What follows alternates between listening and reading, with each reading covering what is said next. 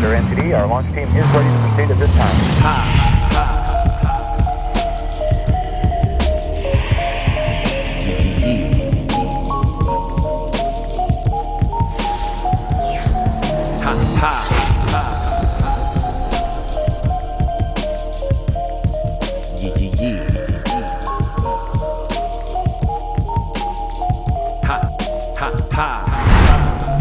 Hey, welcome back. Episode 65 of JMC is ready to roll. My name is Felix C. Arroyo. I am the host of the Journeyman Chronicles, and I've been waiting right here all week for you.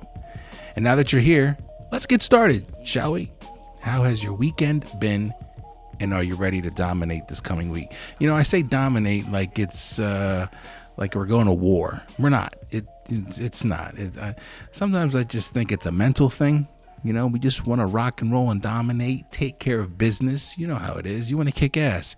And today is no different on JMC because I had a guest on that just really broke some shit down for me and was a pleasure to speak with. I'm talking to a friend of mine who has the same name as me and the same nickname as me. I'm talking to Flex, a.k.a. Felix Perez. I knew Flex for a while, and I hadn't seen him for a while, but I used to work with him, 15, 16 years ago. It's been a long time. Flex hit me up about a month ago, maybe 3 weeks, and was like, hey, you know, I'd like to get on your podcast. I was wondering how that would look. And he was breaking some things down for me. He's in a different place now than he was before, and it's not such an easy process for him. Speaking not his truth, but the truth, what he genuinely believes. So there was a lot of different levels of this conversation that I followed Flex on, and I was enlightened to have this experience because I genuinely believe in giving everybody a place to speak about their journey. Obviously, that's the gist of the conversation. Flex talks about not only where he is, but where he was, and he has a lot of things to talk about. He has a lot of things to say. The conversation is deep, and it's heavy in a good way. And his wish is that, you know, somebody listens to this and gives their life to Christ and puts Christ first in their life. That's really the ultimate goal, I think, for Flex. He didn't want to sugarcoat anything. He didn't want this edited to look like a facade of him. He is who he is. He's comfortable in that, and I really just thoroughly enjoyed talking with him. Flex he's a deep thinker. He doesn't waste time saying words just for the sake of saying words. He puts a lot of thought into what he's saying and make sure it represents his feelings accurately. And he's very careful with using certain words also. We get into that in this conversation. So I hope you enjoy it. Leave a comment in the comment section of this video. Let me know what you thought about it. Let me know if you appreciate what Flex is saying here, because even though he's not looking for that, and I know he felt uncomfortable using words that mirrored gratification or pride in his growing up, if you will, or his maturing or his coming to. He says that he's very careful with that because that's the work of God. That's the work of Christ. That has nothing to do with him. I still felt it was important to acknowledge that growth. And so I hope I said that correctly, because I never want to misquote somebody. But nonetheless, let's just get right into it. I'm talking to Flex. I successfully got to interview the two other Flexes that I know in Lancaster. Shout out to Jose Rios and now Felix Perez. I am Flex number 3, and that's it. That's all I got for you.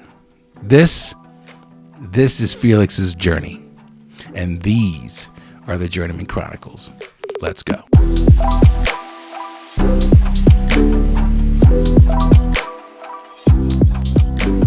I just got rid of my pig yesterday, man. Wet Tuesday. I'm heartbroken right now.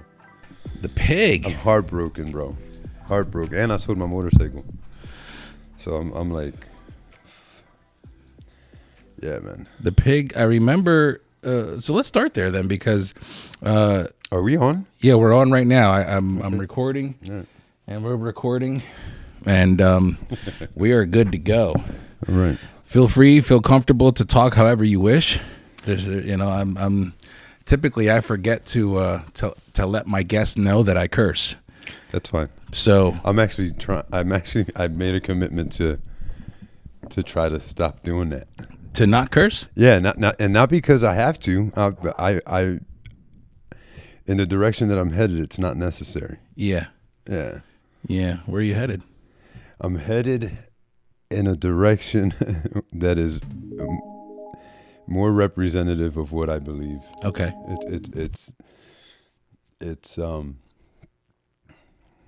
It's really what I'm experiencing right now is really, it feels like the accumulation of my experiences now are being brought to full circle where some wisdom needs to be applied. Okay. And then I feel a responsibility to advocate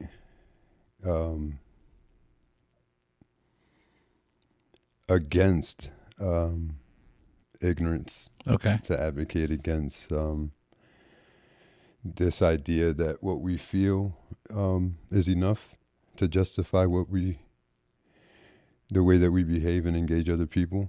I think that that's a bad idea. I think right now there's a lot of courage being built for what's coming for me. You know what I mean? Yeah.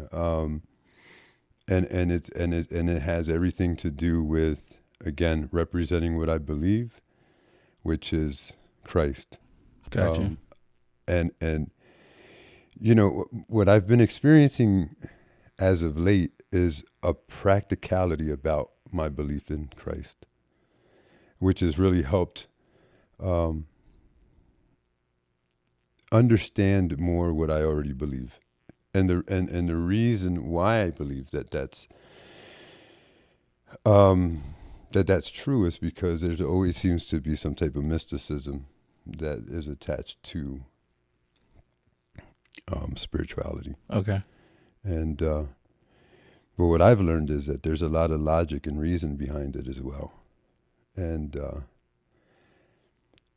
logic and reason, I believe, are also bear witness to God's existence. So it's not brother, I never thought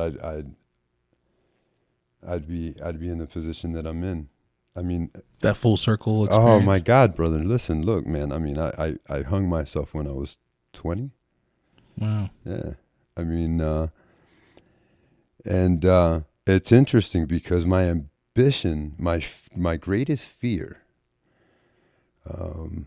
I got to become aware of when I was about 13, which is a kind of a turning point for a lot of children that early age. There's a lot of what happens to children at that age becomes traumatic with the accumulation of what they've been allowed to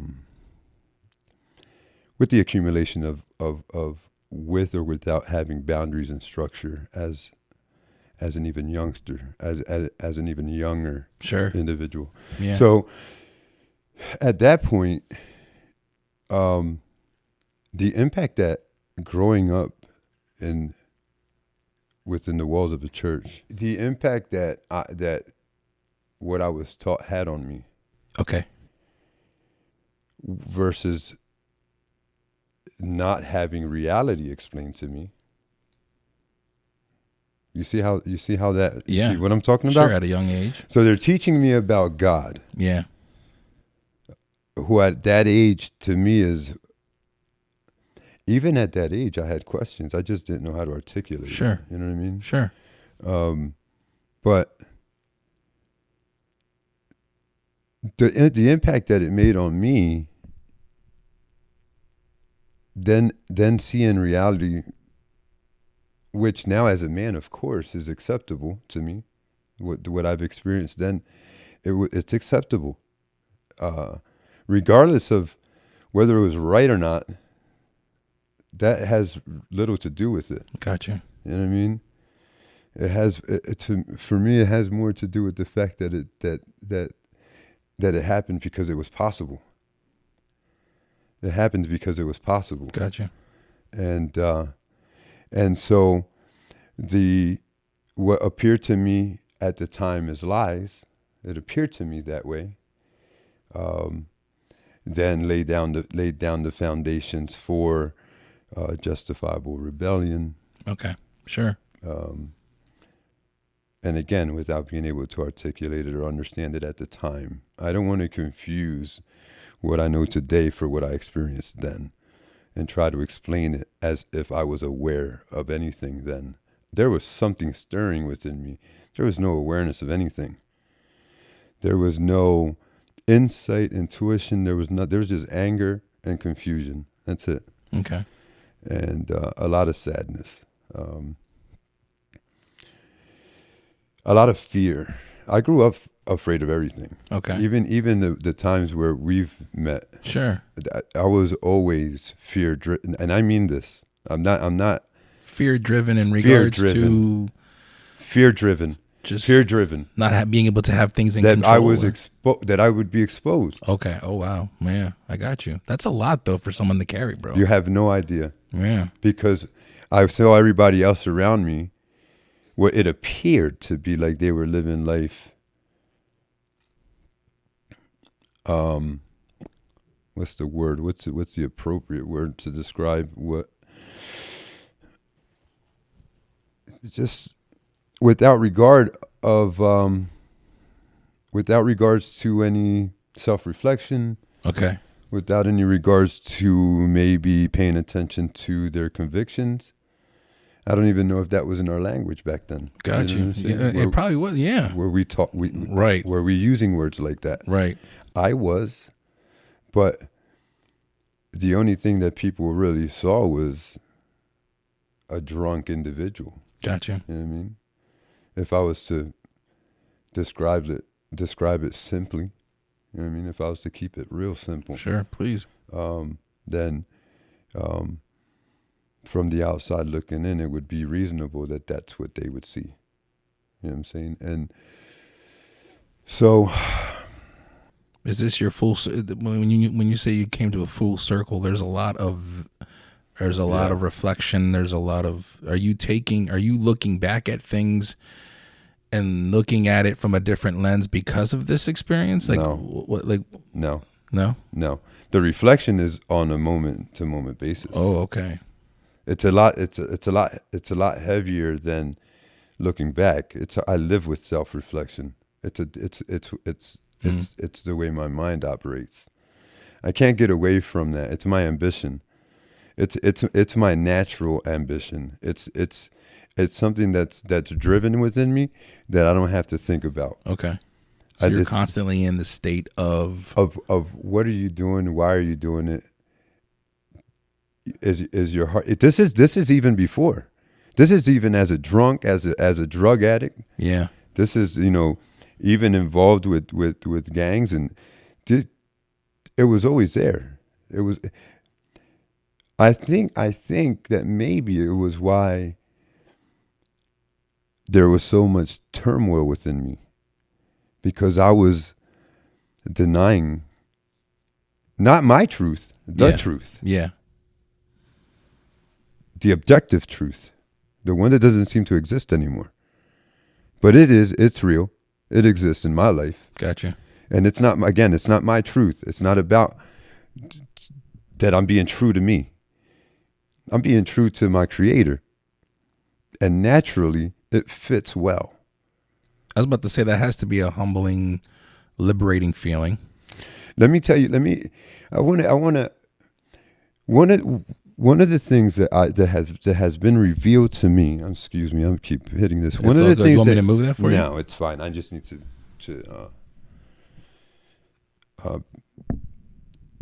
One of the things that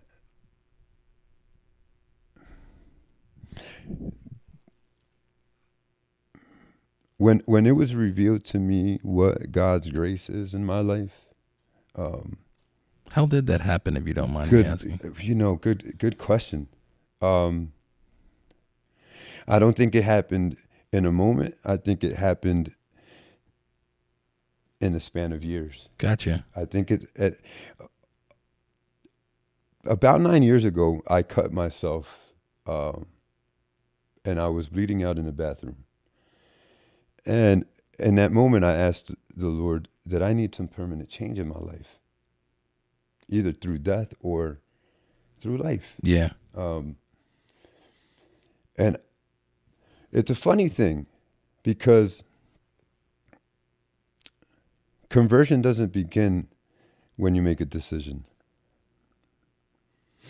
It doesn't begin there. Where does it begin then? I think the possibility of a relationship begins there. Okay. A conversion. Okay. Yeah. It doesn't just happen like that. It's not magic. Right. I think that in seeking, in sincere seeking, that there's an experience.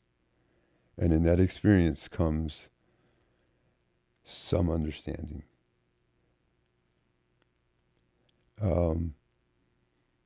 But that's accompanied with this. It's almost like a blanketed feeling of humility, where you just know.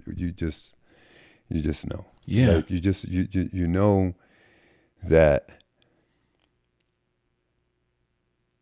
for me to imagine being back in the places where I've been scares me. Sure. It scares me because I remember thinking that I pulled myself out of those situations. Yeah. And it's absolutely insane to think that. It is absolutely, for me, I'd make a mockery of God to take that position. What do you mean? To take the position that I have gotten to where I am on my own strength. Okay. Would be to make a mockery. Got you. I got you now. Yeah. It's not real. It's not a real thing. No one.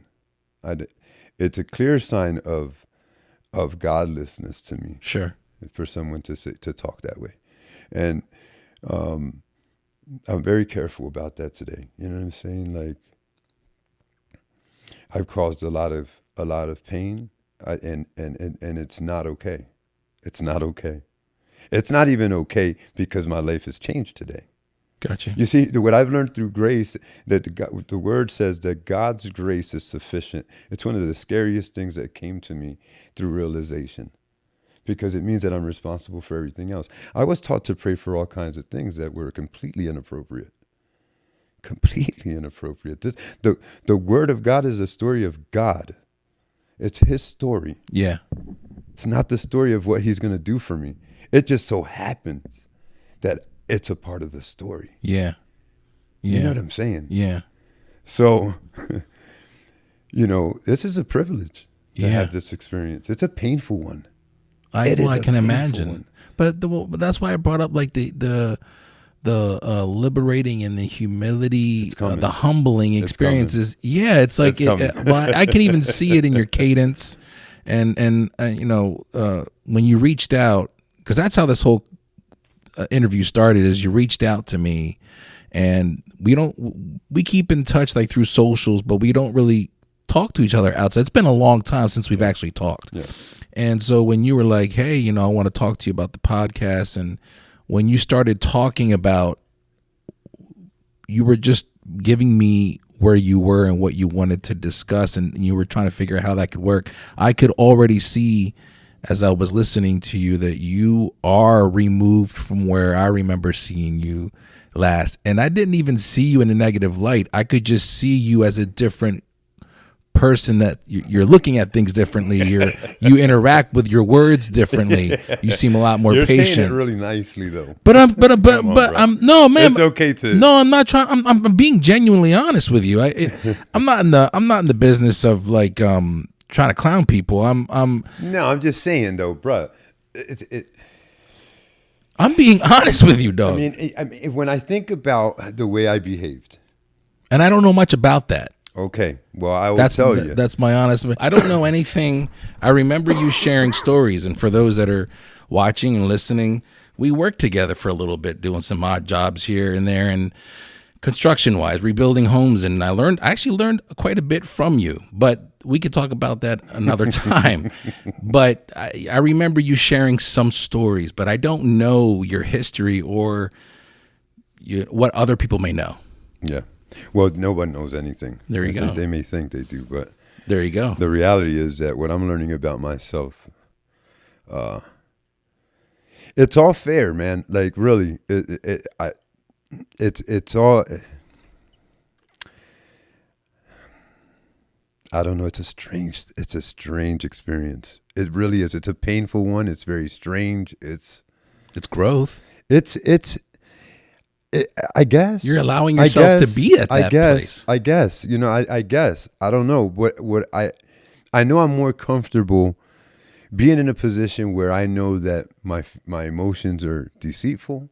They're rooted in bad ideas. I have a lifetime of bad ideas, man. Got you. You know what I'm saying? And they're my default settings. There are behaviors that come out of me simply because it's the way I've always behaved. Those are behaviors that need to change. They need to change because they misrepresent something, right? Now, here, more important than the fact that they need to change or they need to stop existing when I'm needed. Fair enough. Okay. Does that make sense? Yeah. So I think you have to start there maybe and then gradually get to where you want to go. Well, I'll give you an example. If by nature I'm a selfish individual, but I believe in God and I want to honor him, I ask that the Lord would remove that selfishness when I see a need that needs to be met. So it's not so necessarily that I change my entire character and do it in a way that comes out of my own strength, which is very limited, but to put myself in a position of humility where if I'm God conscious, then the selfishness kind of dissipates a little bit. It doesn't disappear. Sure. You know what I mean? Sure. It dissipates. And but the recognition of the truth, I think, is really where the power is. You know what I'm saying? Where the strength is. I think that in acknowledging Christ in my life, the sacrifice that he made for me, that I believe he made that sacrifice. I believe it historically. I believe it logically. I believe it more than what I'm seeing today. What do you mean when you see it today? Look what I'm seeing. I'm seeing children are being indoctrinated in these schools. This is in Washington. This is happening. This is real stuff that's happening today. I don't know if people understand the gravity of this. This is serious. This is our children. Okay? Pedophilia, to me, in my mind, won't be too far down the road as being something that's acceptable. Because why not? If you're telling me that as a parent I don't have a say in what and how my children are indoctrinated, and you're going to protect them by law and indoctrinate them with this, they don't have any business even thinking about children. Got you. Yeah. Okay. But if they can change their sex, why not have sex? Okay, so that's where it's where it's going. Yeah. Why not? Yeah. Why wouldn't it? Why wouldn't it? The insanity of that. For someone to then question my belief in Christ, to me, that's insane. Gotcha. Of course I believe in Christ. Of course it makes sense to me. Of course Scripture, in its complete entirety, makes perfect sense to me.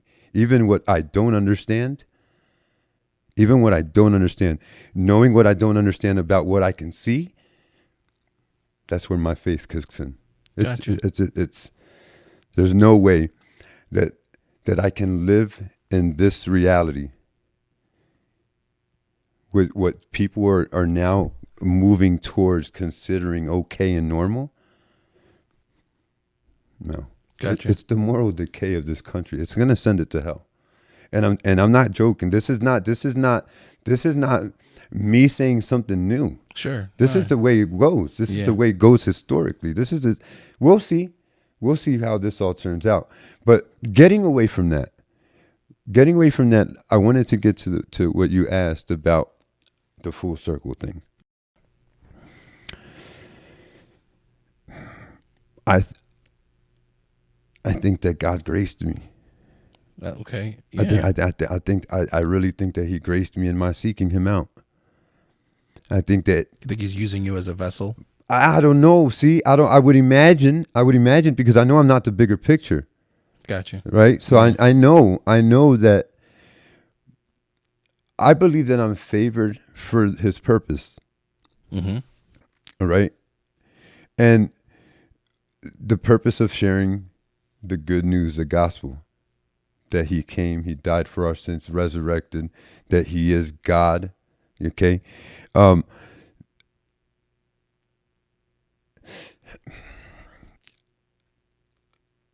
really do believe that at some point we find what we're looking for, and in seeking Him out, I believe that I found that. I really do. I can't express how am I here, and I'm not. I don't mean here, sitting here. I mean in the condition that I'm in today. Gotcha. Bro. Yeah. This is not coming out of me, man. Yeah. It's not. I didn't live a lifestyle where I woke up one day and was like, this is the good idea. I was seeking God out for change. Yeah. I didn't know what that change was going to look like. Yeah. I was looking to die. So I was okay with that change. Yeah.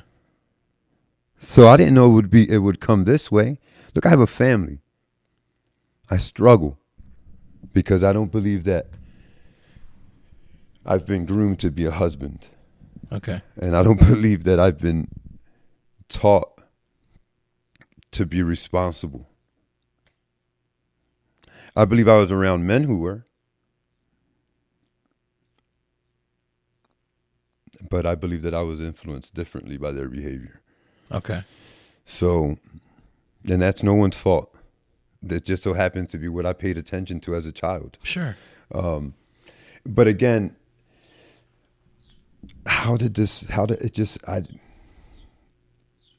desperation,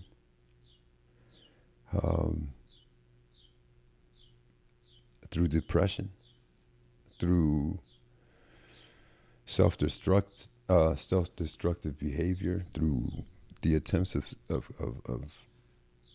killing myself. I mean, I think experiences like that, though, aid in, and I'm speaking for myself because I've been down that road in my own way, but it aids in the, where else do I go? I think I was personally in my moment, I was willing to just be vulnerable enough to say, okay, I what do you want me to do? yes. That's what it sounds like you're at. I don't know if you're giving yourself enough credit for the growth that it takes a lot to sit here and admit the things that you're admitting, but also acknowledging that there needs to be a change. You were vulnerable enough to ask for God for that change. Like you're I don't know if you're noticing that. You said that you weren't groomed to be a husband, but you are, I believe, at a point in your life where you are wise enough to have the strength to make a change if you wanted to. Well, it's interesting that you said that, because in not being groomed, it's more the idea of what I witnessed. Right? Because I witnessed the men who were taking care of their wives. I witnessed that. Gotcha. I witnessed my father being the head of the household. But I also witnessed the value and the role that my mother played. They worked. It worked. It worked. It functioned, and it functioned.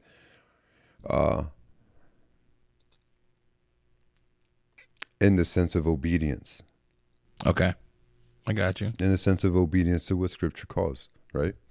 So, what I appreciate is the fact that I've experienced having my life be dictated by emotions. It doesn't work. It doesn't work. And Scripture is attractive to me. It's attractive. The way the way what is shown to be God's character is beautiful. It's beautiful, like the ocean is as much violent. Mm. And so there has I have a great reverence for God. I do. And I like it. I like the position I'm in. I like bowing down to him. I enjoy that. I find a lot of peace in it. I do, man. I gotta be honest and tell you, like, when I get into that office that Yes. my recordings are in, Yeah. bro, when I go in there, That's your sanctuary. oh man, Yeah. oh man, I love it. I love being in there. That's because of the vibe that you've created there, or something you've discovered in there? It's because I believe he's real, man. I know he's real. He's real. He's real in a way that is life changing. He's real. He's a real thing. It's not a feeling, man. It's not. It's so far from a feeling. It just is, man. Yeah. It just is, man. And it doesn't. My life hasn't gotten easier. I got you. It hasn't gotten easier. It's, as a matter of fact, I mean, it almost seems like my life is falling apart more every day. But I don't know what to say about it because I've been through some things. And this ain't it. What do you mean? What do you mean? That no matter how tough things are right now, This is in my nothing life, compared to the shit you've been through? There's no need to compare it. Because that would be unfair. It would be unfair to compare it. I was godless then. Got you. There's no way to compare that, bro. There's no way. There's no way for either one of those two things to be appreciated if they're compared. They're not to be compared. A lot is not to be compared. Mm. Like our lives and what they look like. You know what I'm saying? Because, yeah. If you look at my life from the outside looking in, I got everything. That's a fact. That's a fact. But that's not why. That's not why I believe what I believe. I believe what I believe because I recognize that I am not who I think I am. I know that I'm not. Yeah. I know that I believe in a lot of bad ideas. I know that with my greatest intentions, still misunderstood. And that's not to be taken personal either because everybody's trying to figure shit out. Yeah. You think you're misunderstood based off of what? What past exposure to you? No, because no one's going to take the time, brother. Listen, look. If you're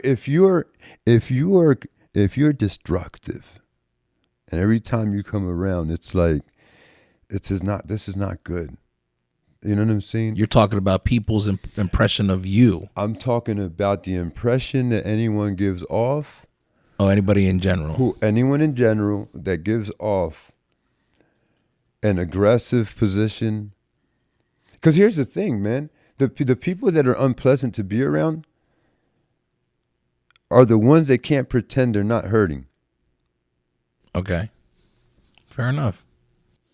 They're the ones that suck at pretending that they're not hurt. Yeah. The ones that go around bullying people, the ones that go around getting all aggressive, acting funny with people, doing all that funny shit. You know what I'm saying? Yeah. Those people are clearly hurting. Clearly. Drug addicts, alcoholics, clearly in pain. But instead of us showing compassion, I'm not saying to lack consequence. I'm not saying to lack accountability, because someone with diabetes is still responsible for taking care of themselves. Sure. You know what I'm saying? Yeah. So an alcoholic is responsible for not drinking. Yeah. You know what I'm saying? However, no one's going to take the time to empathize with that individual. That's what I was getting ready to say. If they continue to do their shit. Sure. Sure. But the reality is, how can they not continue to do their thing when they don't have Anybody to right? Yeah. That's empathize. That they don't have anybody that's empathizing with them. Sure. So it's a And cycle. it's exhausting. It's exhausting to deal with somebody like me when I'm using. It's just that simple. Gotcha. You know what I mean? I'm not intentionally trying to drain the life out of people, but I am. And it's not the guys around me, because we're all men. So nobody's dealing with that nonsense. But it's the ones that are even closest to me, like my poor mother. Yeah. You know what I'm saying? That I have to sit here and shamelessly accept, or shamefully accept, that, yeah, I've been a horrible son to her. Yeah. You know what I mean? And the issue is not to be now guilt-driven. It's about being responsible. And that's where the freedom's at for me. Okay, yeah. So the liberation of what enslaved me came through being responsible. So what's the how do you go about what's your process then when you acknowledge that and you're like, okay, now it's time to be responsible? It's the turnaround. It's the turnaround as soon as, because I'm not good at it. I was about to say, is it careful steps though? It's not like something you just jump into. No, it's not. No, it's definitely not. You gotta take some steps. There's a daily reprieve. I put myself in a position of humility every morning.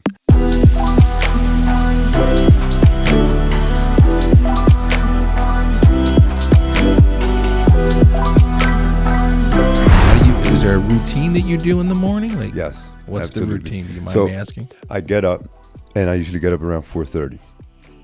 I like to get up when it's just dead quiet. Yeah, man. Dead quiet. I used to get It's up a at special that time. time. Yeah, absolutely. It's a special time. Yeah. I get up, make my coffee, do all those things, and I take it real slow. Real slow. I move slow. Everything that you're doing, I move slow because I do it purposely. I make my coffee purposely. I don't just make my coffee on autopilot. Okay. I sit there and I realize what I'm doing. Okay. I'm cleaning out my pot. And there's not any internal dialogue while I'm doing this either. Yeah. It's not like I'm like cleaning out my pot, just putting in my filter. No, but I got you. I'm sitting there and I'm taking the time to do it because I don't want to experience any anxiety over the next thing. You understand? I don't want to experience any anxiety over what's happening later. So I have to be where the coffee's at. Got you. I got you. So then I go into my room and I sit there and the temperature in that room is different. Purposely or? No, but it works. It's cooler in that room. Gotcha. And so I'll go into that room just to look around.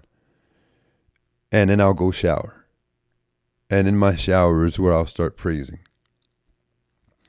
And then I'll start off with some hot water. I'll turn it to cold, all the way cold for about 30 seconds. Put it back to hot water. Okay. This is the routine. I'm telling you the routine. Yeah. So I'm going to go through the whole thing. No, go for it. And then get myself ready, whichever way that may be. I either get dressed or I put on some really comfortable stuff.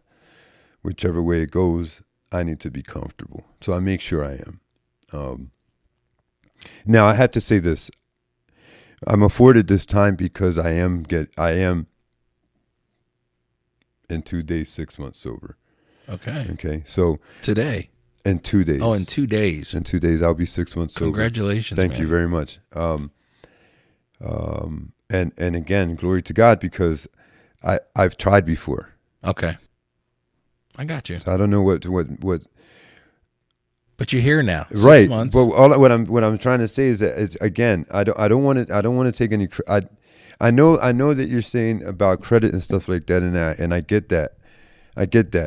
But I just want to be real careful with that. You know what I'm saying? 1,000%. I can appreciate because that. I don't need the credit. Even if Sure. I do deserve some, I don't really need it. You know what I'm saying? I got you. So I just want to be real careful with that.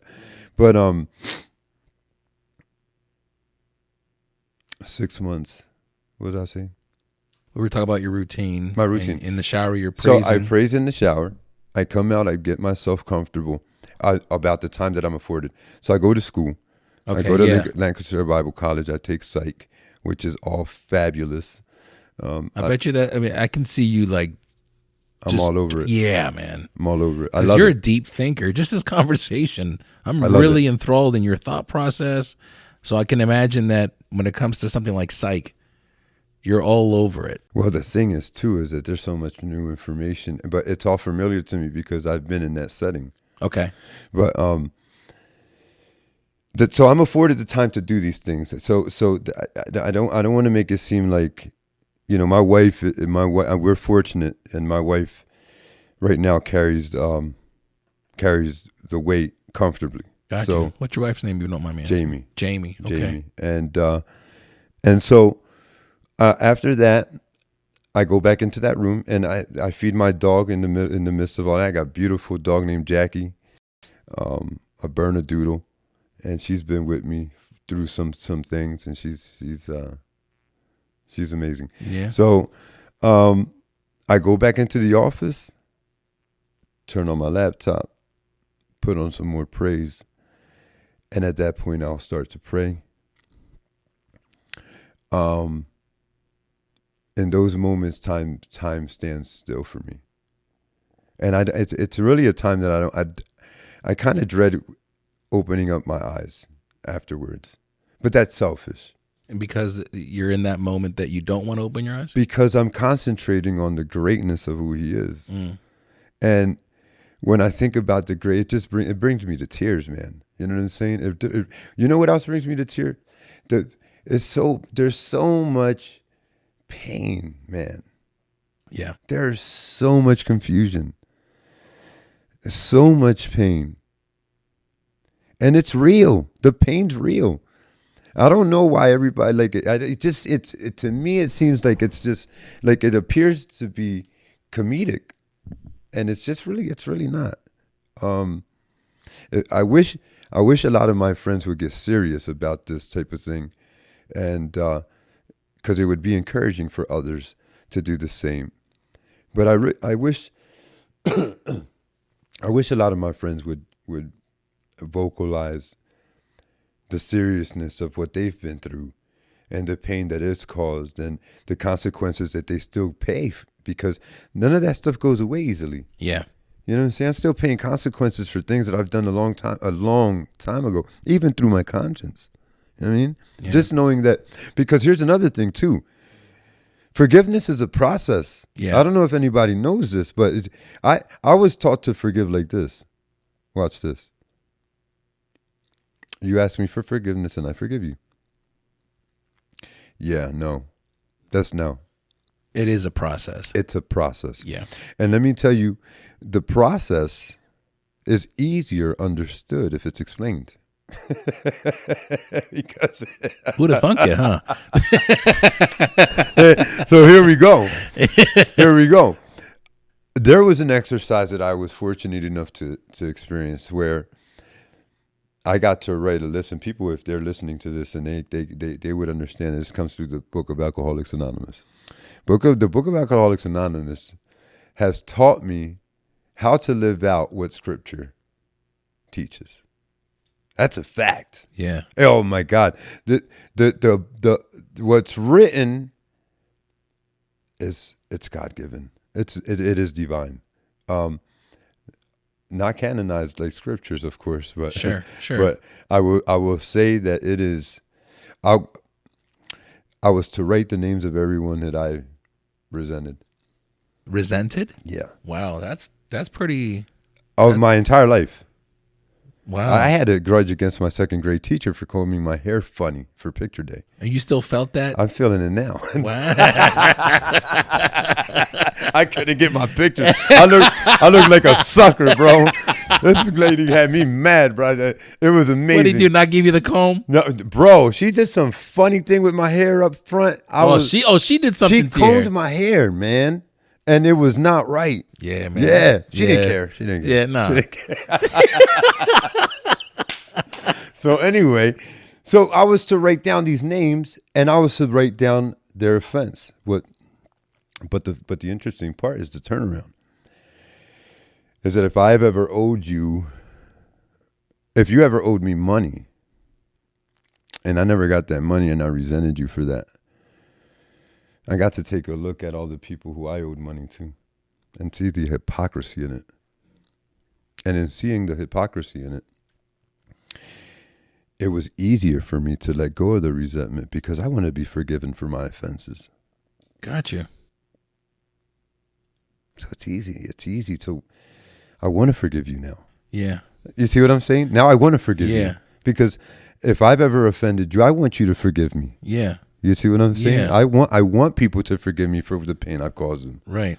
But in order for me to even entertain the idea of being forgiven, I have to extend that grace as well. I have to be forgiving then. And that's a liberating exercise. Yeah, absolutely. I would think. Yeah, for everyone involved. Sure. For everyone involved. And it also bears witness to who God is. And that's why it's a beautiful thing to practice. It opens up the doors to conversations, to understanding. It brings people together. Because at that moment, there's what they're exercising is accountability. Without even knowing it. 1,000%. Yeah. And what happens with accountability? What happens with accountability, what people don't realize is that it forges a relationship. It does. It's iron sharpening iron. Yeah. And that's attractive. Yeah. That's attractive. But it's confused for the thorn in someone's side. But that can't be the case though. Because if you and I are holding each other accountable for the things that we claim to believe in, and you're uncomfortable with that, it's because you don't truly believe in it. Right. I got you. So you see how there's that exposure there? Yeah, absolutely. I think people fear more that exposure for the front that they put up, and it's damaging because what they want is the truth. Does this go back to the comment you made? Forgive me. Does this go back to the comment you made about you wish your friends would be a little bit more? Yeah. It's okay. You know what I mean? I'm not, because, I'm not going to criticize them for not doing that. Sure. I don't believe it. I don't believe that if you're not to do that, then it ain't for you to do it. Got you. You know what I mean? Like, I don't know what people's relationships are, whether they're being obedient or disobedient to what they believe in. I know that it's important for me to pay attention. I really don't want to find myself in a position of disobedience. I really don't, because everything I'm being asked to do only benefits you. And I'm okay with that. You know what you're being asked to do by God? Yeah. Is only benefiting others around you. Yeah, and by it benefiting them. See, there's something beautiful. There's something counterintuitive about giving up your will. Okay, because everything in my life that I have today, I didn't have to ask for, because I was concerned about others, and in my being concerned about others, everything that I want is now in front of me. And it wasn't handed to me. The thing is that when we work around those who have the same goals, yeah, well, you're putting yourself in a position to receive the blessing. Absolutely. You know what I'm saying? Yeah. Of course, the work is required, but not everybody that works gets what they deserve. So this is not about what's deserved. It's a matter of, I guess, obedience. It's not about what I deserve. It's a matter of obedience. So, I have this conversation with my wife all the time, and I think it's more of, I think it's coming from a more hurt place than anything, but that sense of, I worked for this. Like, be real careful with the words that you use. You talk about saying something like that. You don't like saying things like that? I don't. Well, here's the thing. I mean, I get where you're going. I just was trying. Yeah, no, perfect. I appreciate that.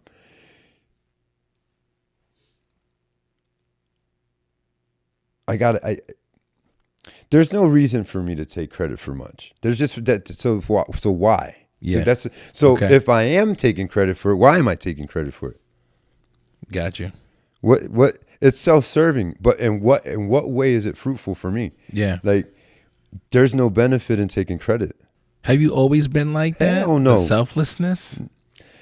If I was, it was out of fear. Okay. Well, it goes back to what you were saying. Because I would rather not get credit for something, and not because I don't want to be criticized, even if it's a good thing. Gotcha. You know what I mean? Gotcha. I'm sensitive to the criticism. You know what I mean? Because if it's coming from people that I love, and what they say isn't representative of who I am, it's damaging for me. Gotcha. It's damaging. But I have learned to limit what I express around those individuals because of my sensitivity, not because of their responses to me, because they can be who they are. But I have to learn how to navigate that. You know what I mean?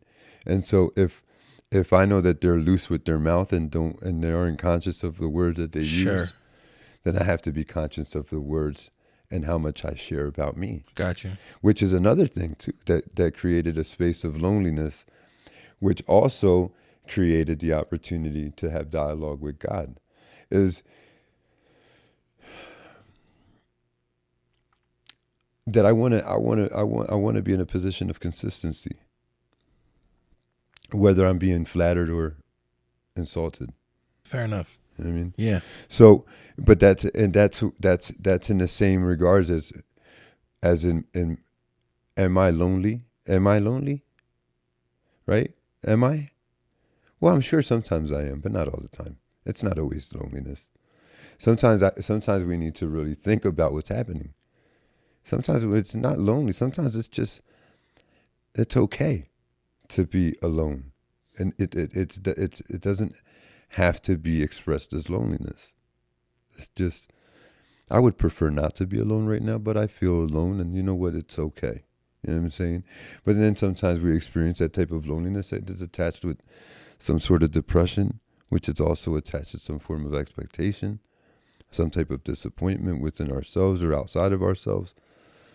I don't know. A lot of these things I think about.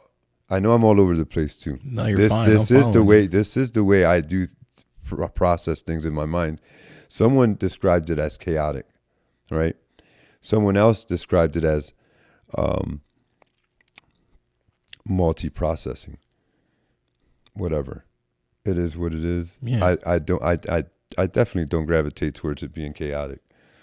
But I don't get the vibe that it's chaotic. Yeah. I mean, especially if you're, and I keep going back to this, and I know, and I respect, and I know that you don't want to make it seem like you're crediting yourself, and so I am honoring that, but I don't want to be, I can't let it slide from my thought that I am seeing the progression of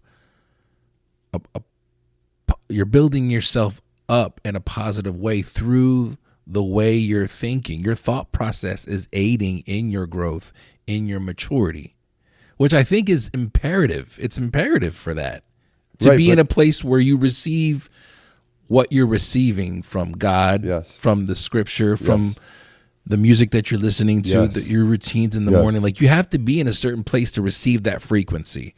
And I feel like your thought process aids in that. That's just from listening to you. Again, I appreciate that. I just don't think that I thought my way to this position. No doubt. You know what I mean? And I understand what you're saying, but in language, it sounds a lot like that.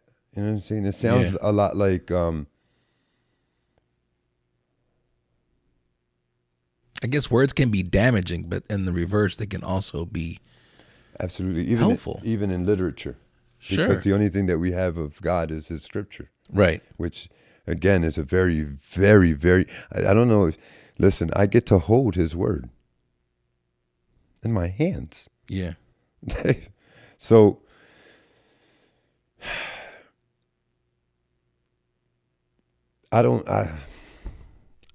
I'm beside myself. Is it man. Uncomfortable? No. But acknowledging the growth. No, it's not uncomfortable. I'm overwhelmed. Yeah. I am, man.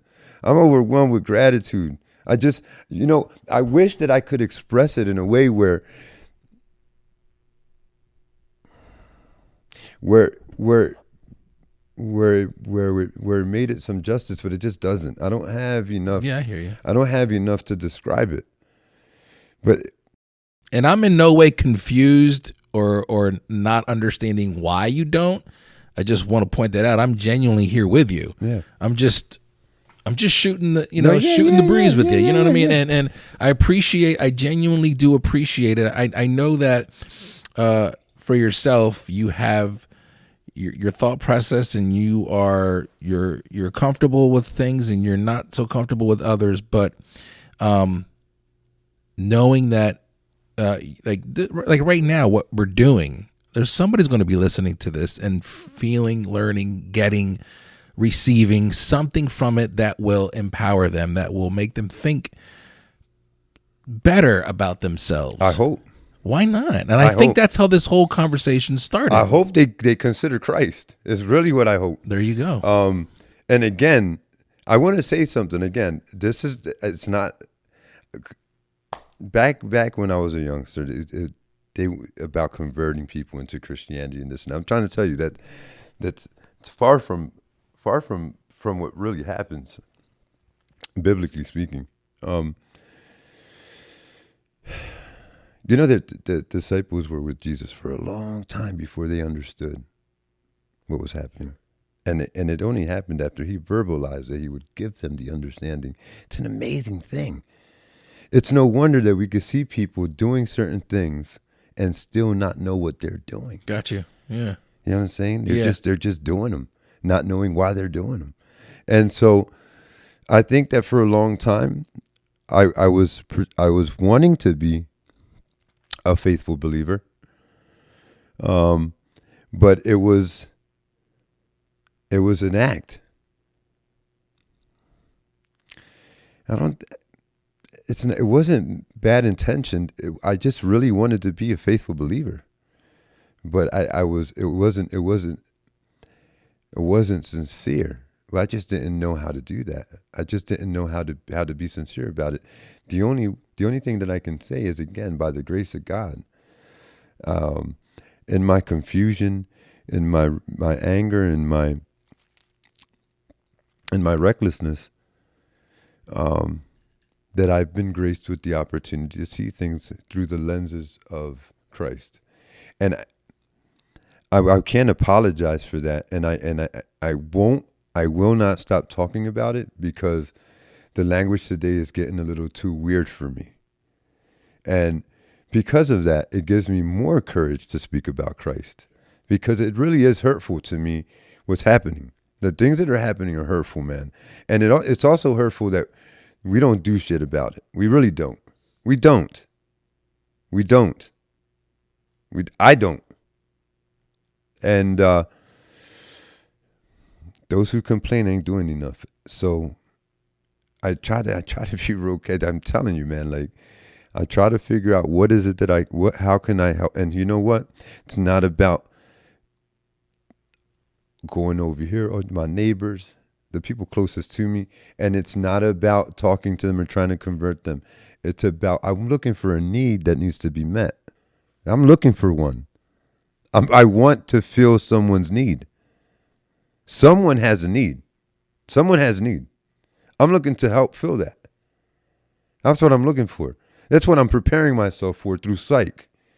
It's to bring a biblical worldview through psychology to give people an opportunity to speak to someone who is rooted in love, compassion, who is going to advocate for marriage, who's going to advocate for the relationship with their children, that's going to advocate for the mending of relationships, period.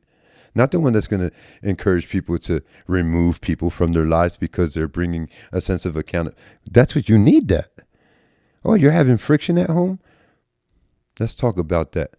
Let's talk about how you two need to understand what a commitment is. Let's explain what that is. Yeah. Commitments don't have anything to do with feelings. Yeah. At all. At all. Zero. Has nothing to do with love. Matter of fact, love is a funny thing. The way that we love each other is a very funny thing. So, the commitment part of it. See, if you can still exhibit the behaviors of love when you don't feel loving, that's the commitment part. Right. Man. And that's integrity, and that's commendable. Right. And that's something to be proud of. And that's what I want to be, that guy.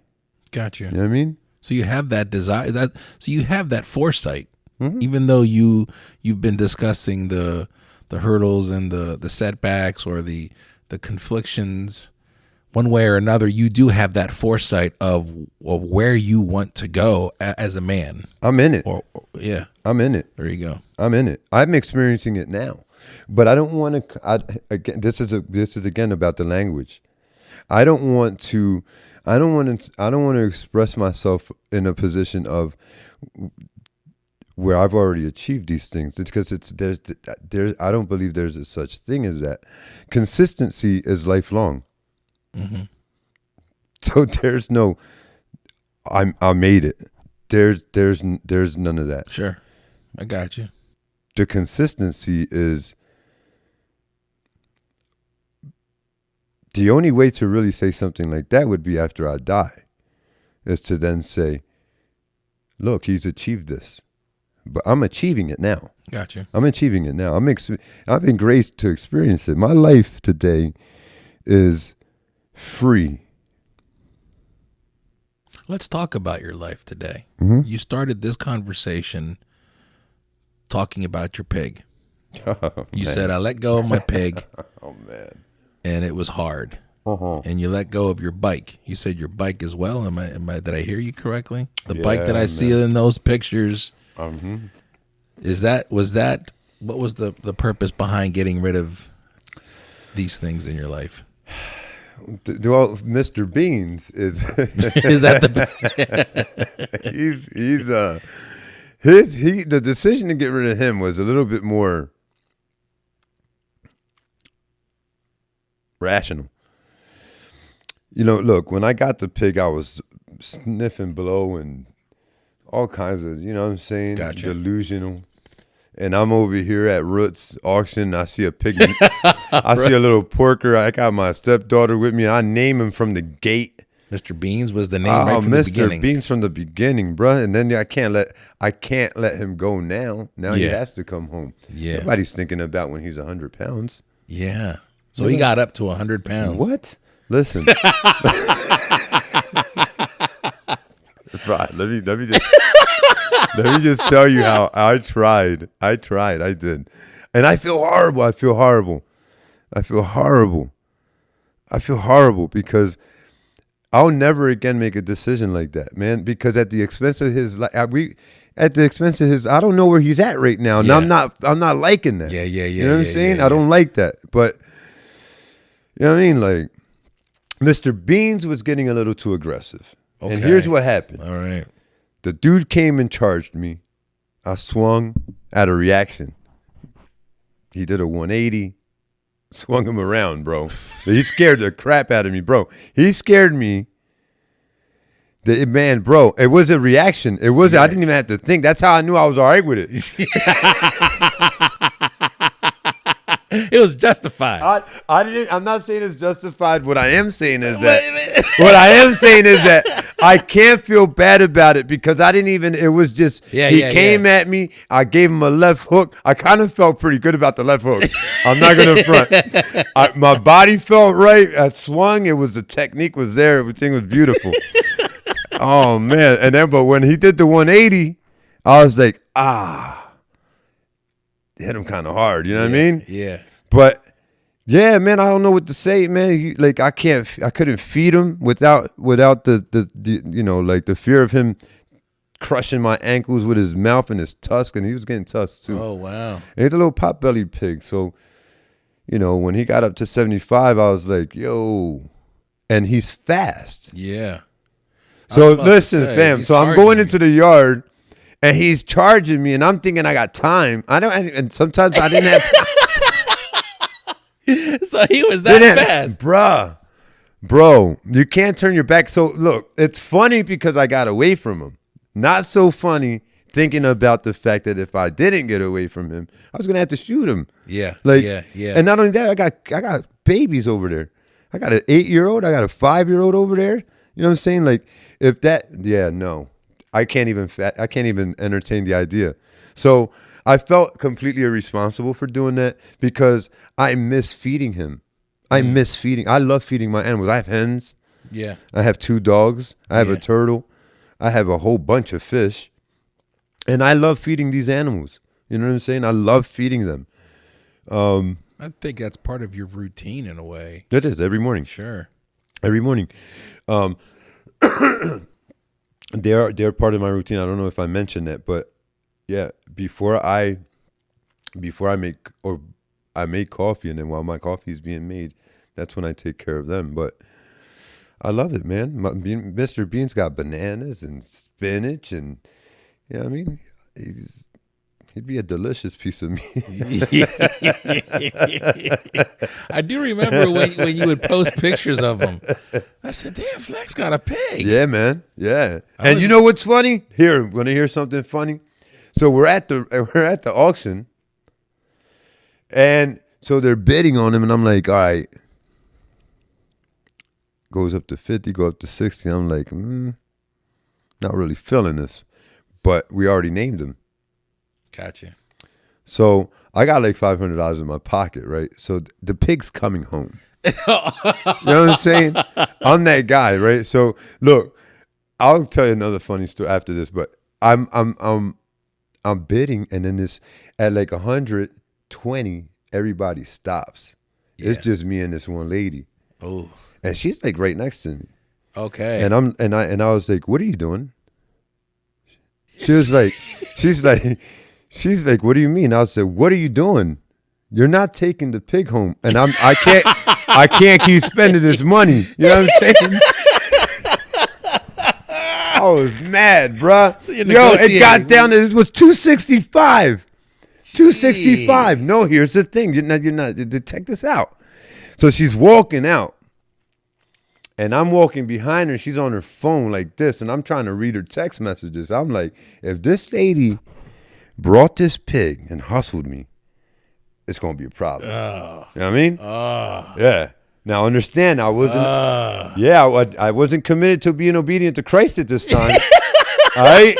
So I was like, it was still in you then. Yeah. What? So I was making up a story. It's a problem. I had a whole story. You know what I mean? I already knew her name. I didn't know her name. In my mind, her name was like Susan or something. And so I was like, I looked at her and I was like, "Did you hustle me?" She was like, No, I just told my husband that I couldn't get the. I was like, let me tell you something. If you hustled me, you did a good job. You know what I'm saying? You got me up there. You got me. You got me. But understand, I'm being humorous about this. I'm not all right with this. And she was like, "I'm sorry." I said, "Don't be sorry. Well, we can't keep talking too much longer either." Smack you, man. Smack the shit out of you. God help me.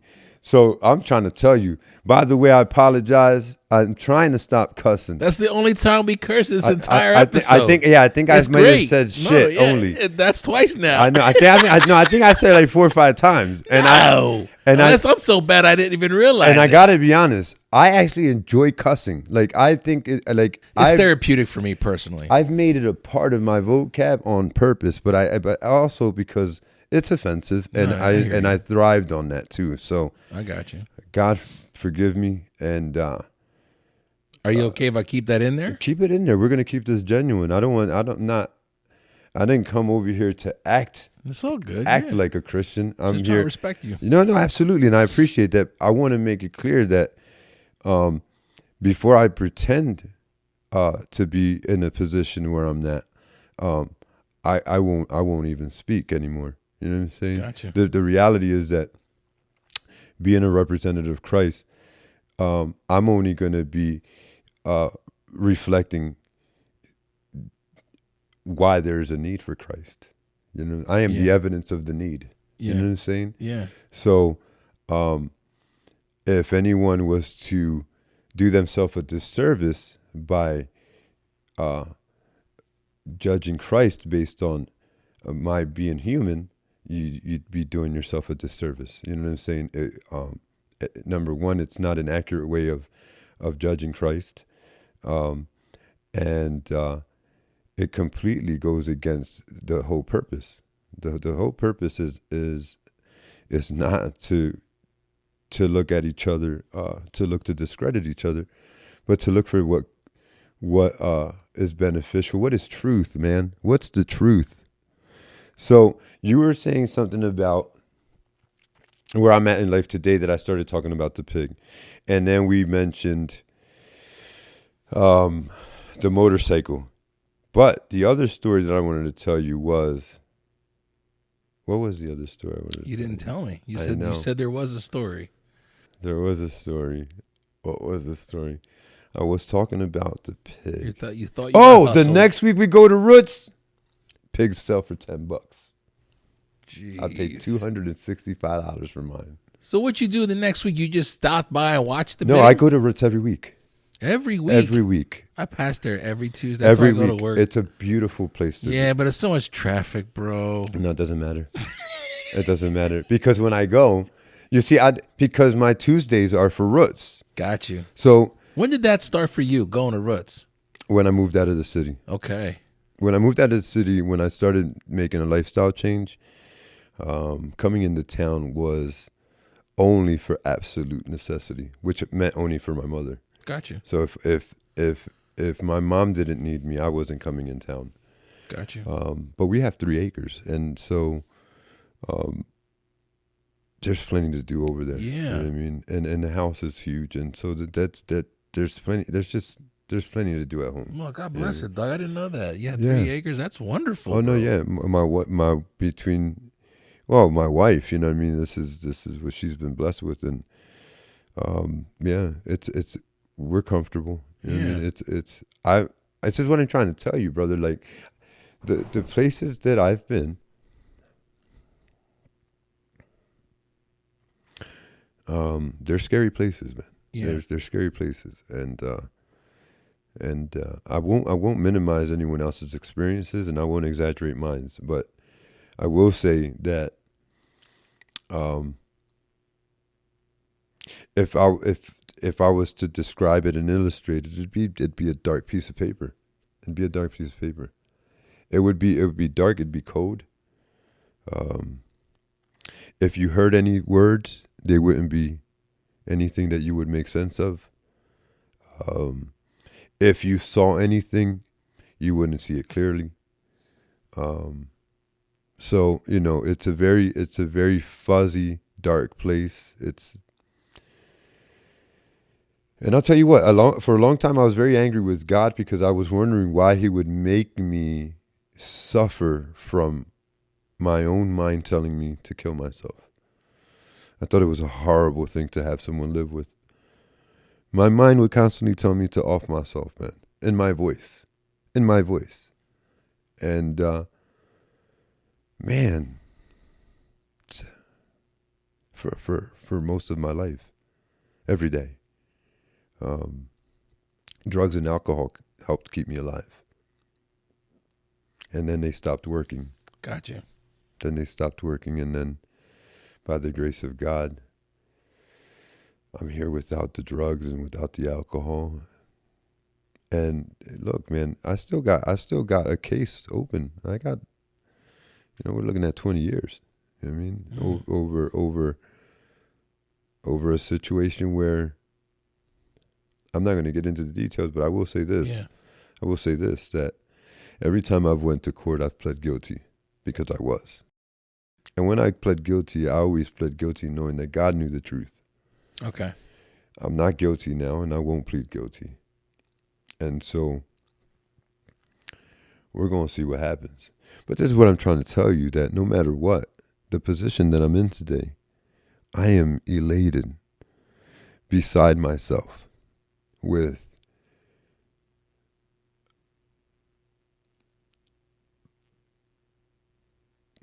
gratitude. Yeah. I'm just grateful, man. Well, I'm happy for you, Felix. Yeah. I don't, no matter what, because it does, again, who I am and my character flaws and my lack of tolerance, and that's despite all that, or in spite of all that, I look to meet a need, and I'm grateful. And I'm grateful, man. I'm so grateful. I'm so grateful, man.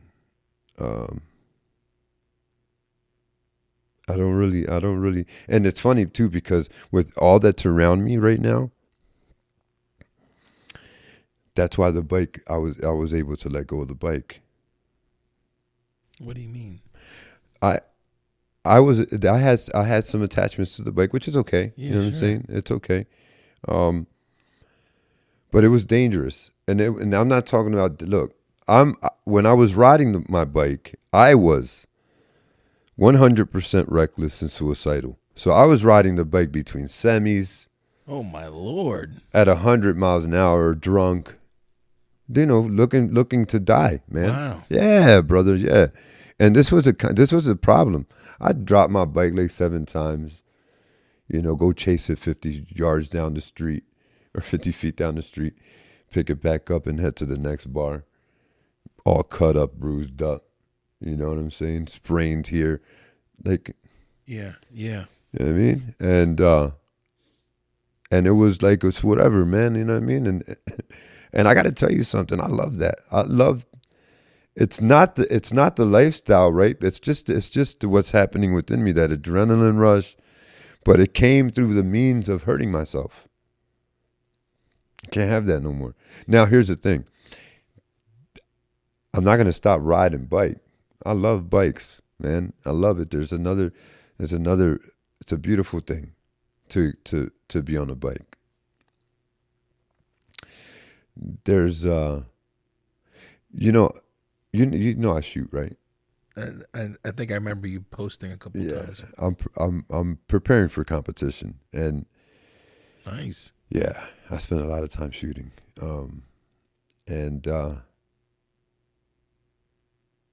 there's a where this type of focus comes, where everything else literally blurs out, and being on a bike does that for me. Shooting does that for me. Archery does that for me, and not just doing them, but doing them well. You know what I mean? Like, I'm a level 1 instructor for archery. Okay. Which is maybe not a big deal in the archery world. Sure. But in my Sure. I'm a level negative something. That's phenomenal, dog. If I had to put an arrow in somebody that came around my crib, I would be able to do that. No, but I'm kidding. No, not anymore. I wouldn't do that anymore. But yeah. So riding bike did that. The thing is that through some personal things that me and my wife are experiencing, I think that we have some challenges, man. It's funny how people get together and then they expect the traditional outcome and what's ideal. It takes work, though, doesn't it? This goes back to your commitment. 1,000%. You choose to be with that person every day. 1,000%. I haven't learned yet to use my attention to detail to to the greater advantage for the betterment of the bigger picture. I haven't learned how to do that yet. I'm trying to learn how to do that. But there's some things that trigger me, and they trigger me in a way that is almost immediate. And I will say that I do go to a psychiatrist. I do have a psychiatrist and a therapist who work together to make sure that we get to the truth of what I need, what I really need, and what I don't need.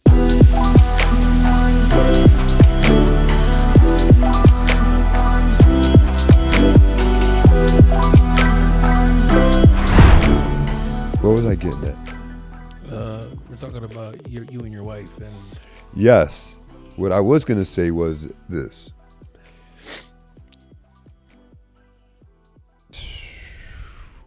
When I first, did you ever? No, I'm not going to talk about that right now. That's not. We'll talk. Me and you will talk aside.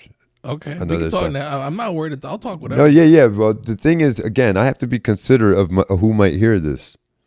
Fair enough. I can also edit anything out if you're not comfortable with anything. Okay. Well, we'll do whatever you want to do. Well, here's the thing. In relationship,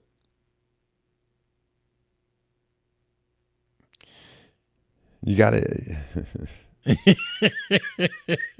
You know what I'm getting. You see I don't know where you're going. I got it. I'm trying to tell you, man, because when people aren't being honest with themselves, let's go here. Okay. When people aren't being honest with themselves, I believe that everything that if they're not being honest with themselves, they could never have a sincere conversation. That sucks. Yeah. That sucks. It hurts my heart for people to exist like that. And it's a lot of people. A lot of our friends do it. Got you. They do. It's a horrible way to live, man. Yeah. And in relationships, I wish we would just be vulnerable. Just be vulnerable. And for us to understand that it's necessary. It's absolutely intimacy can't be found without vulnerability. Man. Yeah, 1,000%. It can't. Yeah. And so what people want and what they're willing to go through, two different things. Two different things. They think this shit's a movie. Yeah. You know what I mean? Like, because they say it is. No, that's not true. No, that if you say it and then think it, you're delusional. Yeah. You're delusional. Mm-hmm. And everything that you do from that point on is built on sand. Yeah. I've always said that I've already mentioned this, that it's a choice. My wife and I always say that. But vulnerability, for me personally, there's a liberating feeling where it's once I let you in, I don't gotta pretend to be anything anymore. And I think like that is a form of like that's freedom for me. So now the conversation is easy, and it's hard being vulnerable. But if you're in a relationship and you're trying to make it work, I believe that vulnerability is the key to intimacy. I believe 1,000%. 1,000%. If you can't be vulnerable, you're not around the right people. Yeah. Yeah. And if you're finding yourself that way in your home, this is where commitment comes in. I operate mostly out of commitment. I can't trust my feelings, man. Like I told you before. Yeah. I can't. If you know me,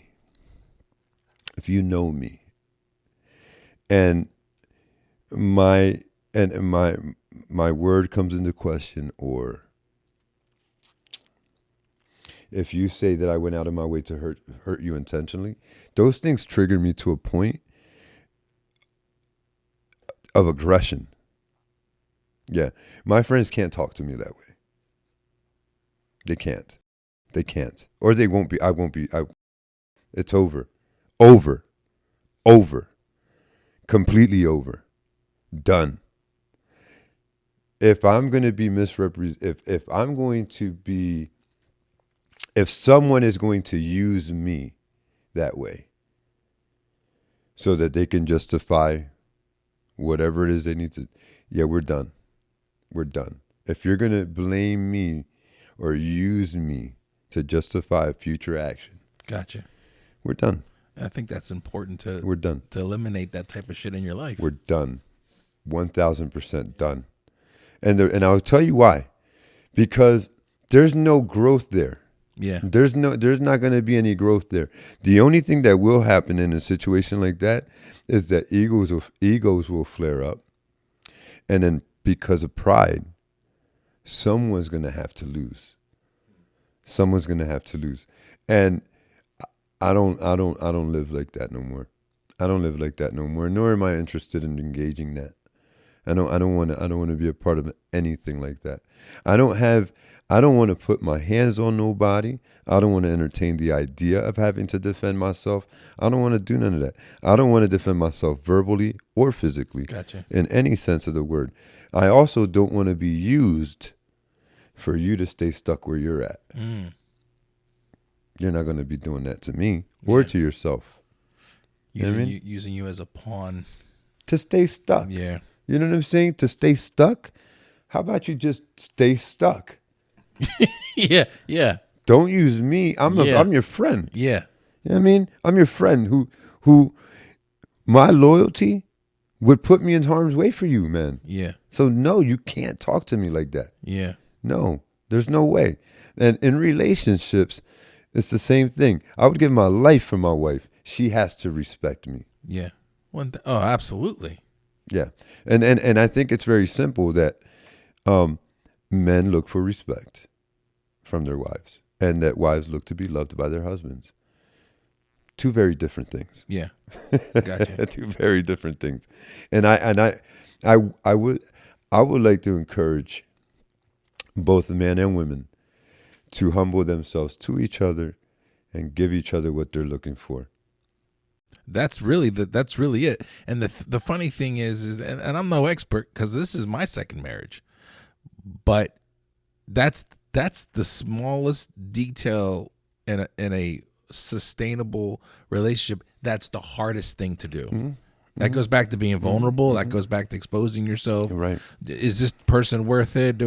Then you start, kind of semi being vulnerable, pulling shit back, and letting it all go. It's the most liberating, but it's the scariest thing to do. But yes. But all the more reason why to go into it 100% because you're already in it. Yeah. Yeah. You know what I mean? And so the interesting thing is that the one that leads is the one that takes the risks. Fair enough. Because in order for your home to be a home of vulnerability, the man has to open that door. The man has to open a door of vulnerability. Yeah, is that because we are probably the most? Because you're not expected to be. Right. We're the hardest. We're the hard ones. Right. And yeah. I do appreciate that way of saying it. Mm-hmm. It's the same thing with anything else. If I want to earn the respect of my stepchildren, they got to know me as a drug addict and an alcoholic. Got you.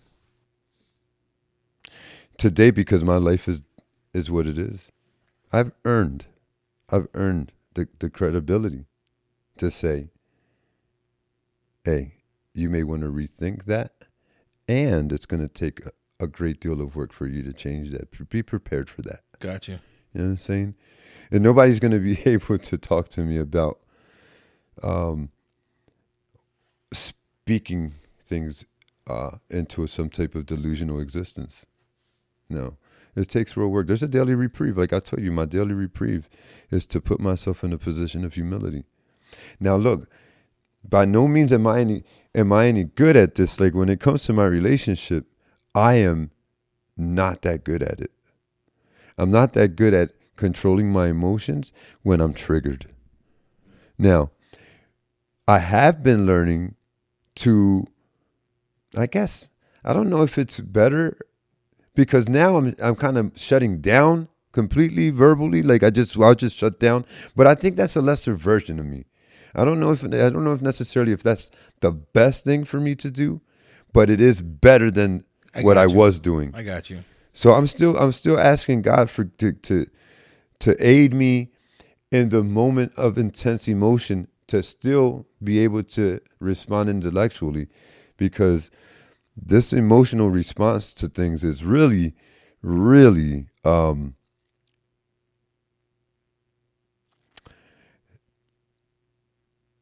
there's no benefit in it. There really isn't. The only time I believe that these emotions are ever beneficial is when they're showing themselves in the form of empathy. If I'm feeling bad because I'm sharing your pain, that to me is worth entertaining. That to me is worth embracing. But if you say something offensive and then I'm throwing a fit over, that's a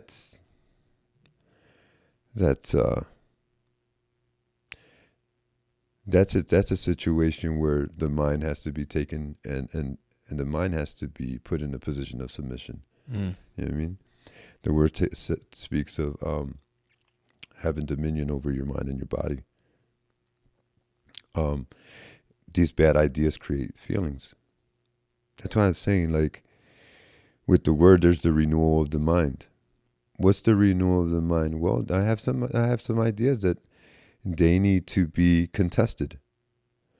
And every day you can also do this through cognitive behavioral therapy. It's kind of like saying, by no means am I making the comparison of Christ and salvation with what I'm doing here. What I'm saying, I'm trying to bring an example of that if you say something and I make the assumption that you said it with ill intention, cognitive behavioral therapy would say, well, you don't really know that that's true. So just don't, because if you have a question about what Felix said, you can just ask him. Fair enough. You don't have to walk away with entertaining, speculating, creating a thought, experiencing a feeling, for then me to come back and ask for clarity, and you'd be like, I wasn't even talking about you. Yeah. Like, oh shit, I already cursed you and your wife and your kids. You know what I'm saying? Yeah. When I went to therapy, my therapist called that distorted thinking, and I had to sit down, and it was a whole process of, what people say and how it's taken, and when people say something and the way your mind just goes. Like you just said, I was cursing you out. You already had a story, and that was not the case. So I can appreciate that. And you know what's funny about that is that in that moment, in that instance, everything that influenced that individual happened in order for him to come to the conclusion of that's with that speculation. Yeah. You know what I'm saying? Yeah. His whole life is represented in that moment where he then begins to speculate. It's a reflection. Yeah, I was just getting ready to say. Yeah, and I find myself in that position, which is evidence of a need for growth, and that's okay. It's okay. This is what I'm trying to get at. Like, whatever it is that we find out about ourselves, no matter how unpleasant it is, the blessing is that we have an opportunity to grow from it. Like, it's a beautiful thing. You know how wonderful it's going to be when I'm not using foul language and I don't have to be concerned with it. I don't want to be offensive, I don't want to be offensive reasonably. I hear you. You You know what I mean? Yeah. In a reasonable sense. You know what I mean? Like, I'll tie my shoe, but I'm not going to tie it the way you want me to tie it. You know what I'm saying? Yeah. But it'll be tied. So yeah, man. I wasn't really even going to, I really wasn't expecting to talk about any of this. Oh, really? No. No, because I'm a little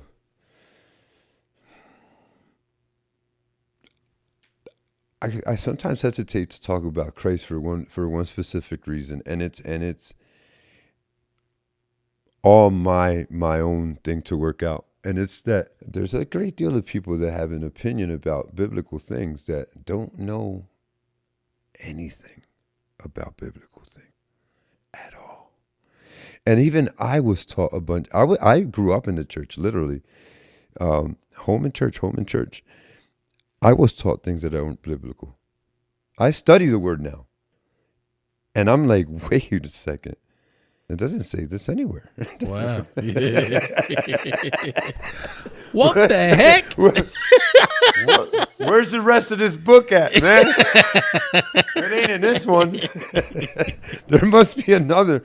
What's going on here? It's not in here. What happened? Oh, I understand what happened. Y'all don't read the word. If I would have been taught, well, you know what? Let me be careful how I express this too, because again, it comes through revelation. It comes through God's grace. So I don't know if there's any way of really criticizing this or judging this, but no, I don't think there is. I don't think there's a way of me expressing this.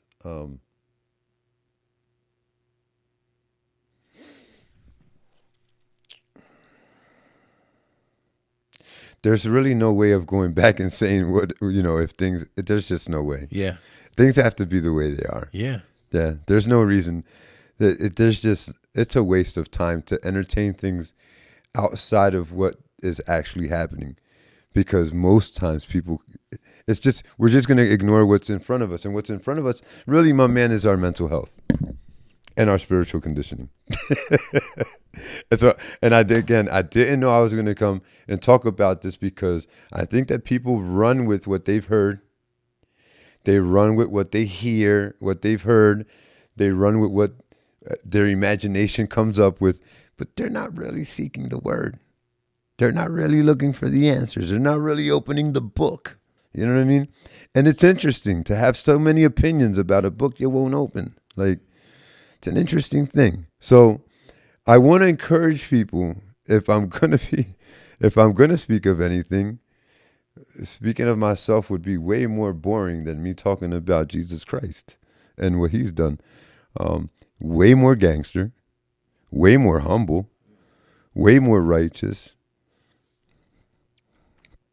And I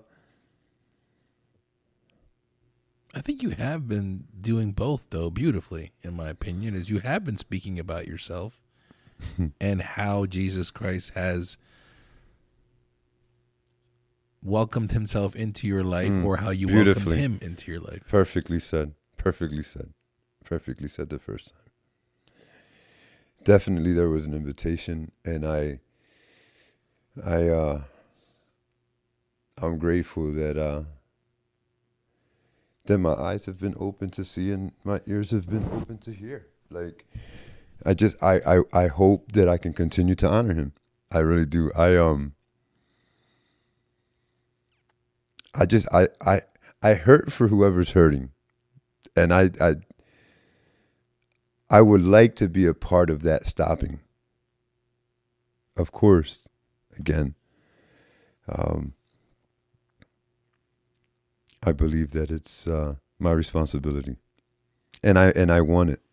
I want the responsibility. That's the dope thing, is that accountability. That comes back to accountability and wanting it.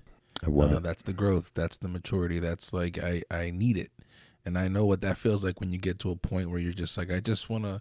Let's just do it. Let's talk about it. Because I need that. I need to breathe and feel liberated, but do it the right way. I don't want to cheat myself out of this and have a fake sense of accomplishment when really I haven't really embraced who I really am. Yeah. So I can appreciate. That's extremely important what you're saying right now. Yeah. What's your experience with that? I'll be honest with you, it's ongoing. I feel like I'll be with my wife now for 9 years. Well, 7 years, but we met 9 years ago.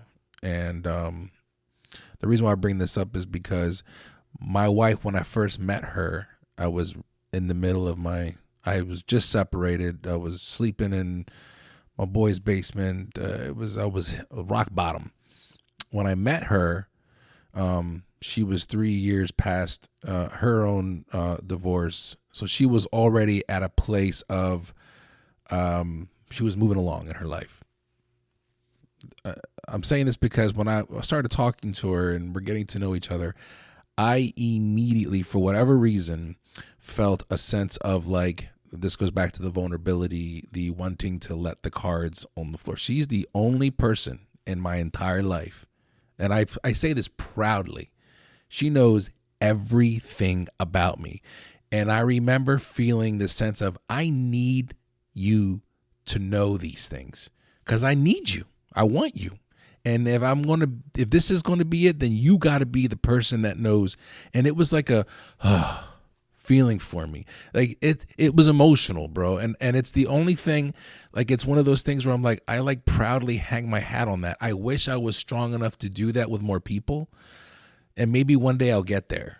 But with her, I can. Well, I'm happy for you for that, man. Sincerely, I don't think that too many people get to experience that. Yeah. I think they get to experience it in moments with different people at a time. Sure. And I think usually in my life, I've experienced it mostly with people that were momentarily in my life that I didn't even know. You know what I mean? Yeah. That you didn't know they were going to momentarily be in your life. No, that I didn't know, period. Oh. Human beings that were strangers to me. Got you. Okay. Yeah. But then you got to understand that the dark places where I've been have been in other places in this country where I was alone.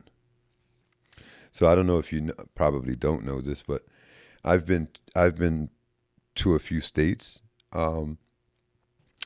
mostly running, and in those moments I've been alone in these places, and things happened. And those things that happened were horrible. And, bro, man, I can't,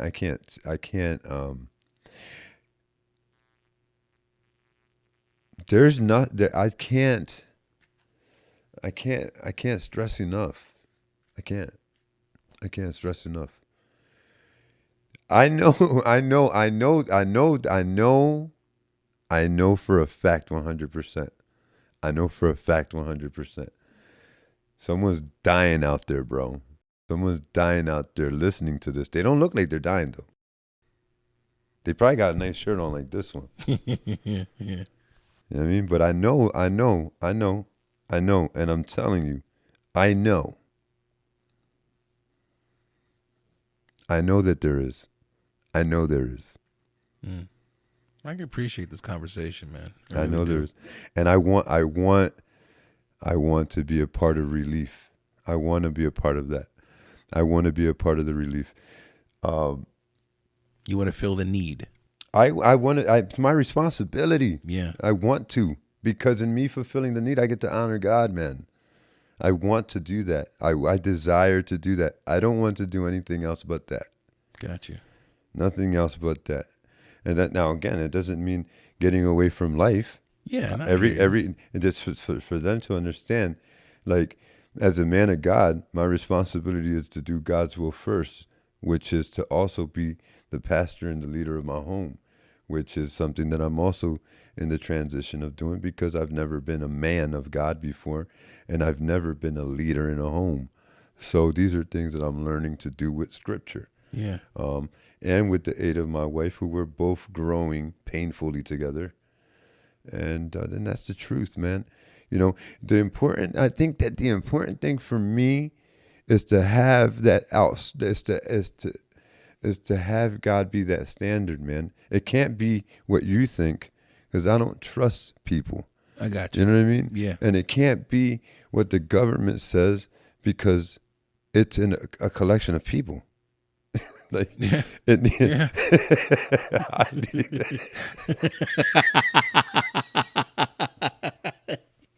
I need this to be the divine standard, bro. Yeah. And I need it to be a standard that's unbiased.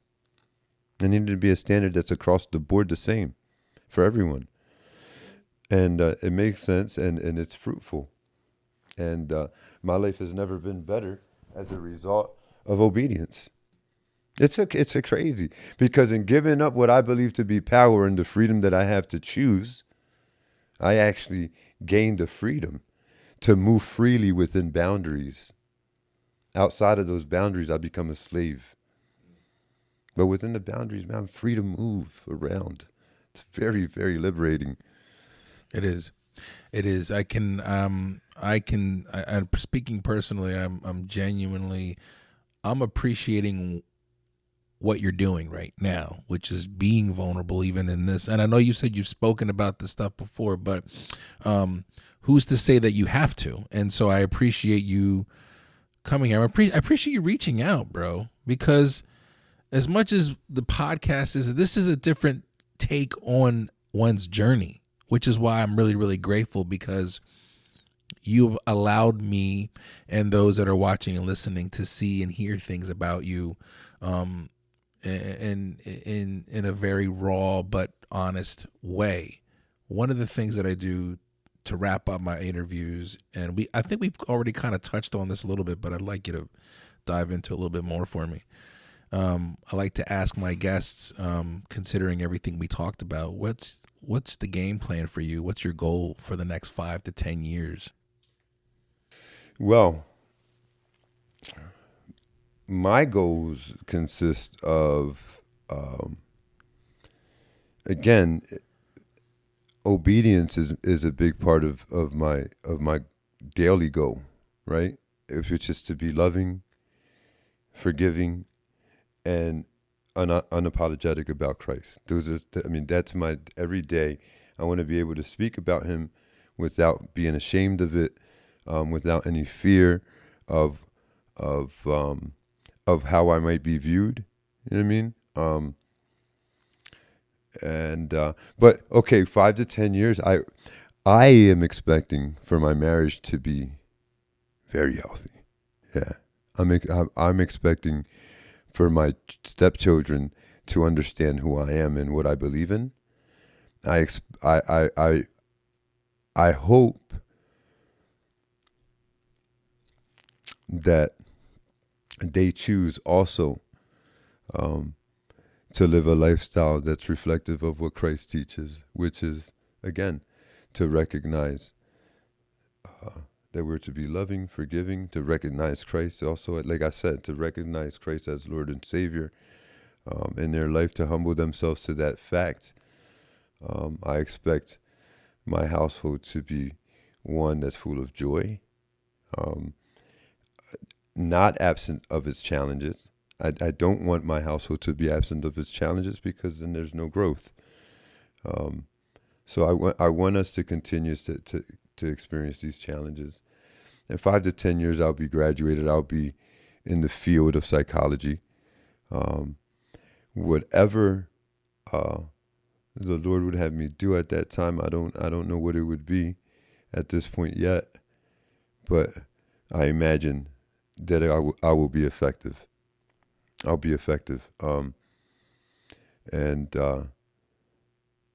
I know that because I look to fill the need, because I see that there's a need for God's word and for people to realize who Christ is, that I'll continue to do that. In 5 to 10, I'll continue to do that.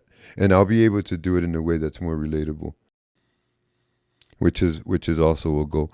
I want to be able to present what I believe through my lifestyle, but also through understanding.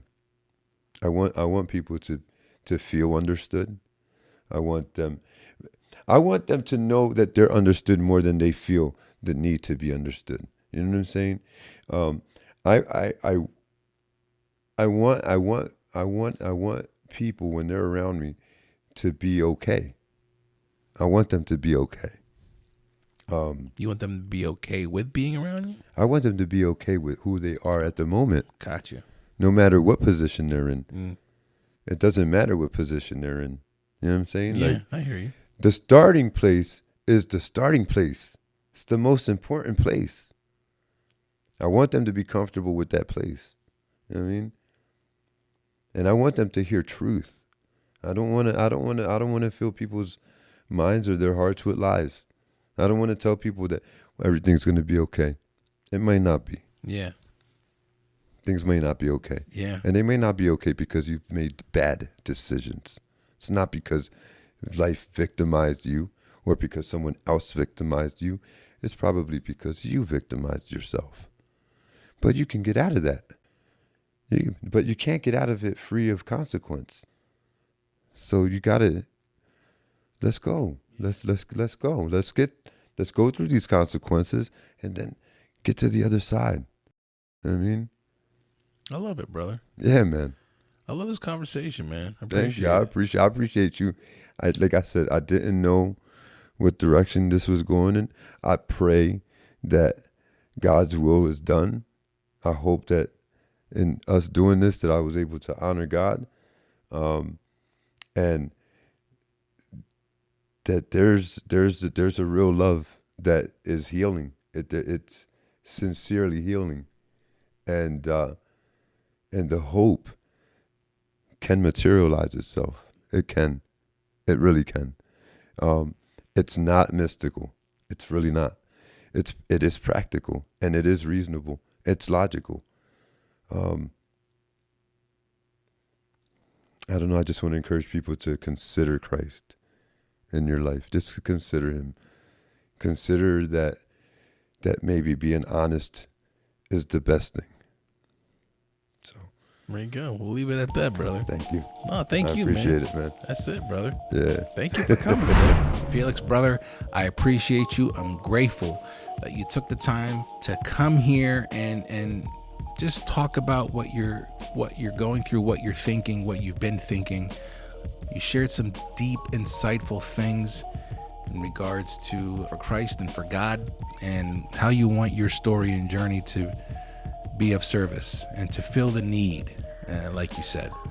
I don't want to say I wish you luck, because I don't think you need it, brother. I think you're doing exactly what you need to do. I think you're exactly where you need to be. And I hope that you continue to find yourself where you need to be. And I hope you find where you need to be to fill the need. If you ever want to talk again, brother, you got my number. Don't be a stranger.